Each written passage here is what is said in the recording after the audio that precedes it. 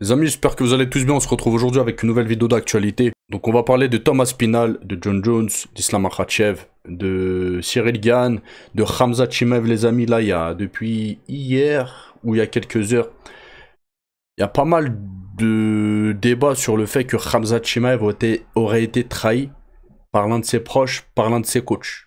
Donc on va revenir là-dessus et vous allez voir que moi je vais aller à contre-courant.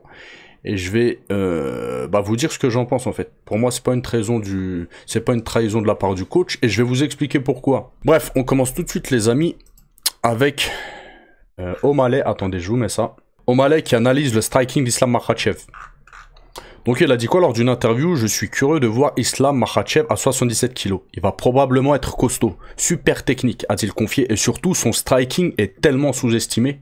C'est vrai ça les gars, son striking est très sous-estimé, il a énormément progressé en striking. Mais les gens, j'ai l'impression qu'ils s'en rendent pas compte en fait. Il poursuit en disant, ça va être un combat intéressant. Islam est le numéro 1 pound for pound et Jack sort d'une performance magnifique. Pour lui, cette montée de Makhachev ouvre des nouvelles perspectives. Néanmoins, il regrette qu'un choc n'ait pas eu lieu entre Topuria et Islam Makhachev. Il dit quoi? C'était le combat à faire. Mais il termine en disant, mais bon, c'est pas trop grave, à la place on a 2 super fights au lieu d'un. C'est vrai. On a Topuria contre Oliveira et Maddalena contre Islam Makhachev. Ça fait 2 fights. Après, les amis, c'est hyper probable que Topuria et Islam Makhachev s'affrontent un jour. C'est possible. Topuria, il a émis l'hypothèse qu'il pourrait monter chez les 77 kilos. Peut-être qu'il va le faire, les gars. Ou peut-être qu'ils vont faire un super fight. C'est possible aussi. C'est possible. Continue, les amis, avec Thomas Spinal qui parle du fight entre Topuria et Charles Oliveira. Donc il a dit quoi concernant le fight? Il a dit j'aime Charles Oliveira mais pour moi il ne passe pas Ilia Topuria. En gros Ilia Topuria tape extrêmement fort, il a la capacité de mettre KO etc. Donc par rapport à ça, il pense que sur le papier Topuria est meilleur. Voilà. On continue avec Thomas Spinal les amis. Bon là il y a l'UFC, attendez je vous mets ça, l'UFC, voilà. L'UFC qui revient le 6 septembre. Ciryl Gane ça fait plus d'1 an qu'il a pas combattu. Je pense, et j'avais eu il y avait eu des bruits de couloir, j'en avais fait 2 vidéos où il semblerait que Ciryl Gane va affronter Thomas Spinal. Ça fait un moment que ça tourne sur quelques médias anglo-saxons, cette info-là. Est-ce qu'elle est vraie ou pas?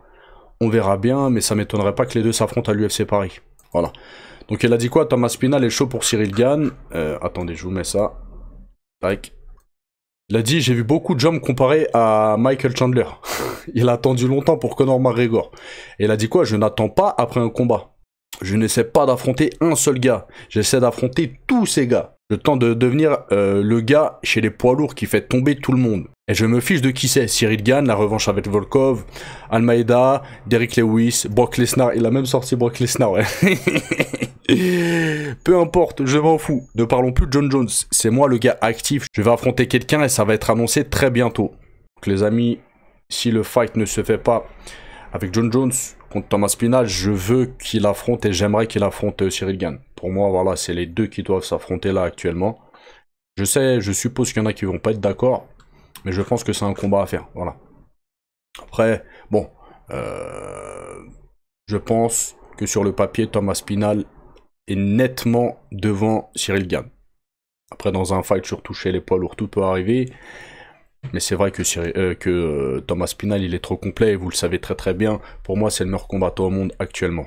On continue les amis avec Thomas Spinal qui rejette l'affirmation de Jon Jones. Hier, je vous ai fait une vidéo en vous parlant de Jon Jones. Là, il est en Thaïlande actuellement et il a répondu à un mec lors de son stage qui lui a posé la question, c'est quand que tu affrontes Thomas Spinal? Et Jon Jones a répondu, bientôt, tout est fait, en gros, tout est préparé, tout est signé, tout est ok. Il faut juste que l'UFC l'annonce, Dana White l'annonce. Et en gros, il expliquait que le combat allait avoir lieu, quoi, que tout était ok, tout était carré, machin, machin. Quelque chose comme ça. Et là, Thomas Spinal, il rejette cette affirmation-là. Il dit que Jon Jones, c'est un mytho. Rien n'a été fait. Et hier, je vous ai dit, il faut pas croire tout ce que Jon Jones dit. Et bah regardez, aujourd'hui, on en a la preuve. Il semblerait que ce soit du mytho. Donc Thomas Spinal met fin aux rumeurs et rejette l'affirmation de Jon Jones. À ce sujet, l'anglais explique en interview, Jon Jones est à la retraite. De quoi vous parlez les gars? Le gars vit sa meilleure life. Il a une carrière fantastique. Et pour ça en disant, nous passons à autre chose. Je suis champion incontesté des poids lourds, je suis prêt à affronter tous les arrivants à faire bouger cette division à nouveau. Ce gars-là attendait depuis trop longtemps. Les prétendants en ont marre, même les fans en ont marre. C'est vrai. Tout le monde commence à en avoir marre, les gars. Même les fighters, hein, les poids lourds dans la catégorie, etc. John Jones, il fait n'importe quoi, les gars. John Jones, c'est l'UFC. Ils font n'importe quoi. Maintenant, les amis, on continue avec Demetrius Johnson, qui révèle, selon lui, l'une des faiblesses d'Ilia Topuria. D'accord? Pour Demetrius Johnson, les gars, l'un des meilleurs combattants au monde, considéré comme... il est sous-considéré, le mec, parce qu'il pourrait avoir potentiellement... Il pourrait potentiellement être le GOAT du MMA. D'accord? Il est très très fort, très complet, bref. Il est revenu, selon lui, sur l'un des points faibles de Topuria. Il a dit quoi? Attendez. Il a dit, il est très bon à cette distance. Il contrôle, puis il entre et envoie des combinaisons de 5 coups, explique Johnson. Mais une fois qu'on le prend dans le clinch, c'est là qu'on verra comment il réagit. Pour ça, en disant, si Charles l'attrape, il peut aller au corps à corps, puis à la tête. Mais même là, Ilia Topuria pourrait répondre avec un genou. Un genou, un crochet court, etc. Crochet court, uppercut court. Voilà, il est dangereux, il a des petits segments, Ilia Topuria. Donc, même au corps à corps, il peut être dangereux. Même en clinch. Il dit c'est du donnant-donnant. Mais ça serait vraiment intéressant de voir ce qu'il se passe dans cette situation. Pour ça, en disant si je devais l'affronter, je choisirais le clinch. De loin, il frappe trop fort. Si je tente un takedown, il défendra et repartira. Donc, que ferait-il dans le clinch? Moi, je frappe au corps et je remonte avec un coude. C'est là que je veux voir comment elle réagirait. Donc bah, pour le coup, je trouve que c'est une bonne stratégie, ça, de tester le clinch contre Topuria. Maintenant, les amis, il y a John Jones qui nomme le combattant de l'UFC qu'il choisirait pour survivre sur une île déserte. Vous, ce serait qui, les gars? Ce serait qui que vous choisirez? Après, sur une île déserte, t'as pas besoin de forcément être balèze, être le meilleur au monde. Il faut aussi l'intelligence, savoir être débrouillard, etc. Bah, John Jones, il explique qu'il choisirait... il dit j'emmènerai Georges Saint-Pierre, parce qu'il n'est pas seulement un combattant dur, il est aussi très intelligent. C'est un bon choix, les amis, parce que c'est vrai, il est intelligent, en plus il vient du Canada ou du Québec ou quelque chose comme ça. Donc peut-être il fait des escapades là-bas, là, dans leur forêt, vous voyez ce que je veux dire? Peut-être s'allumer des feux, machin. Donc c'est vrai, là, pour le coup, il a choisi un bon combattant, je pense. Maintenant, les amis, on va parler de Nassourdine et Chimaev. Donc il y a Derider qui a pris la parole et qui a dit... qu'a donné son ressenti sur Imavov et Khamzat Chimaev. Le journaliste lui dit, tu dirais que Khamzat Chimaev est l'adversaire le plus redouté de ta catégorie. Et Derider a dit, pas pour moi. Honnêtement, je pense qu'il a des meilleurs combattants de la catégorie. On parle pas trop de lui, mais le français Imavov est très complet. Donc pour lui, Imavov est plus dangereux que Khamzat Chimaev. Donc voilà les gars, je sais pas ce que vous en pensez, si vous êtes d'accord avec lui ou pas. Pour moi, non. Par rapport à ce qu'on a vu pour les dernières performances de Khamzat Chimaev, je pense que Khamzat Chimaev reste quand même plus dangereux. Parce que on va dire même que s'il a que de la lutte, il a une très très bonne lutte, les amis. Et une lutte qui est dure à contrer, en fait. Après, oui, Nassourdine, il a un bon striking, etc. Mais si je devais me retrouver dans une cage entre les deux, je choisirais, je pense, Nassourdine. Maintenant, les amis, on va parler d'une info qui tourne depuis quelques heures. Et on a beaucoup qui en parlent, en fait. Et il semblerait que ce coach-là, un très très bon coach que je suis sur Instagram, il est vraiment très très fort, Ozzy Dugulubgov. Et il semblerait que ce soit l'un des anciens entraîneurs de Khamzat Chimaev. Et vous allez voir qu'en fait, que maintenant, il coach Dricus du Plessis. Et ça, il y en a certains qui le critiquent, etc. par rapport à ça. Mais les gars, moi je suis pas du tout d'accord avec ça. Je vais vous dire pourquoi, je voulais juste le truc. Donc l'un des anciens entraîneurs de Khamzat Chimaev, qui l'a entraîné pour son combat contre Kamaru Usman, et qui d'autre? Et un autre combattant, il n'a pas fait que Kamaru Usman. Bref. Entraîne désormais Dricus du Plessis en préparation de son prochain combat contre Khamzat. Il s'appelle Ozzy. Il vient de la même région de Russie que Khamzat Chimaev et de nombreux autres combattants russes de l'UFC. La rumeur dit qu'il a été expulsé de plusieurs salles de sport aux Émirats Arabes Unis en raison de sa réputation d'entraîneur de combattants, puis d'entraîneur de leur adversaire, donnant à ces derniers un avantage en exploitant les connaissances antérieures. Bon, ça c'est du mytho, les amis. Vous connaissez hein, les ragots sur internet, etc. Je pense pas qu'il a été expulsé de plusieurs salles de sport aux Émirats Arabes Unis. On a qu'à regarder sur son Instagram, il entraîne toujours des champions, etc. Donc voilà, faut pas croire tout ce qui est dit sur internet.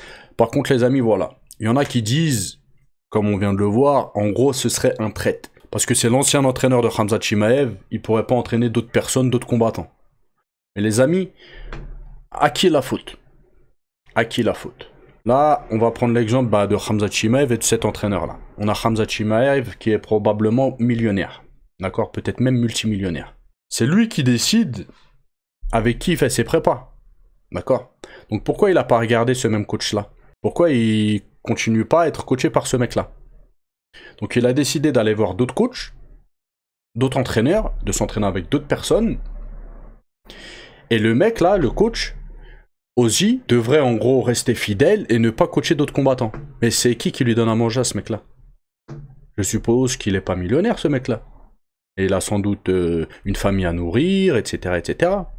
Donc pourquoi il devrait rester fidèle à quelqu'un qui va se faire coacher par d'autres personnes? On peut prendre cet exemple-là ou d'autres exemples de tous les entraîneurs au monde en fait. Parce que c'est facile de tout lui remettre sur son dos. Mais Khamzat Chimaev a décidé d'aller dans un autre camp. Le mec a sans doute été contacté par DDP, Dricus du Plessis, il lui a dit je te donne temps, etc. Tu me prépares. Le mec, faut qu'il nourrisse sa famille, faut qu'il gagne son pain en fait. Donc c'est normal qu'il accepte. Pourquoi il devrait dire non? Vu que je suis l'ancien entraîneur de Khamzat Chimaev, je te coach pas. Mais Khamzat Chimaev lui donne de l'argent chaque mois. Donc là les gars, je suis absolument pas d'accord. Pour moi, le premier qui doit rester fidèle, c'est l'athlète à son coach. Le coach, il est là pour coacher en fait. Il coach des centaines, des milliers, et s'il peut même des millions de personnes. Lui, il est coach, il est là pour coacher. Celui qui doit avant tout rester fidèle, c'est l'athlète, les amis, à son coach. On regarde Saladin Parnasse, on va prendre l'exemple de Saladin Parnasse. Depuis le début, il est avec Hatch. Hein. Lui, il n'a pas tergiversé, hein. Il n'est pas volatile. Hein. Lui, depuis le début, il est avec Hatch. Jusqu'à maintenant, il est avec Hatch. Après, je critique pas ceux qui changent de salle ou ceux qui changent de coach. C'est pas ça. Chacun fait ce qu'il veut. D'accord? C'est pas une critique que je fais. Mais faut arrêter de toujours tout remettre, toute la cause sur les entraîneurs. Encore une fois, là, le mec, il a totalement raison. Il doit gagner son pain, il doit gagner son argent. Khamzat Chimaev a pas fait appel à ses services pour son combat contre Dricus du Plessis. Dricus du Plessis a dû le contacter. Bah voilà, c'est tout. Il a accepté et aujourd'hui, il coach Dricus du Plessis. Voilà. Après, bon, il connaît sans doute très bien Khamzat Chimaev, etc. Donc ça peut être un avantage pour Dricus du Plessis, un désavantage pour Chimaev. C'est vrai. Mais bon, Khamzat Chimaev, fallait qu'il reste avec lui. C'est tout. Les gars, on est d'accord ou pas? Vous allez pas me dire non, t'as tort. Ou c'est lui qui a tort en fait, c'est l'entraîneur qui a tort. Ouais, c'est une dinguerie. Il y en a, ils remettent tout sur ses côtes. Eh non les gars, c'est pas comme ça. Je sais pas ce que vous en pensez les gars, dites-le moi parce que ça m'intéresse, je vais voir. Même ceux qui aiment bien Khamzat Chimaev, là, franchement les gars, c'est pas question de l'aimer ou de pas l'aimer, d'être pour ou d'être contre. Là, c'est une question d'être honnête. Là, parlez-moi avec honnêteté. Est-ce que selon vous, c'est normal ou pas? Bref les amis, c'est tout pour aujourd'hui. N'oubliez pas de lâcher un petit like, un petit com. Je vous dis à la prochaine vidéo. Ciao, ciao.